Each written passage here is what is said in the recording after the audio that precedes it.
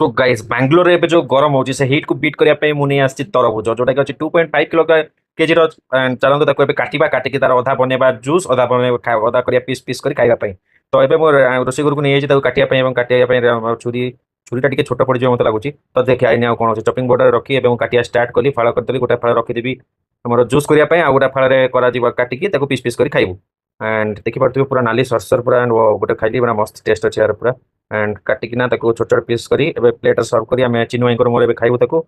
And खाइला परे ताकि शोइला बेलू ठीक आम ये करू जूस करके पीकी शोबू।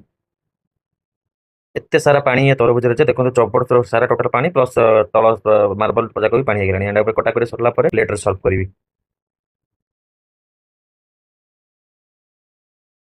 गोटा गोटा कर प्लेट रे सर्व करदेली। सर्व कर जा खाइबा टेस्ट केमती लगुच आपको जनाऊँ।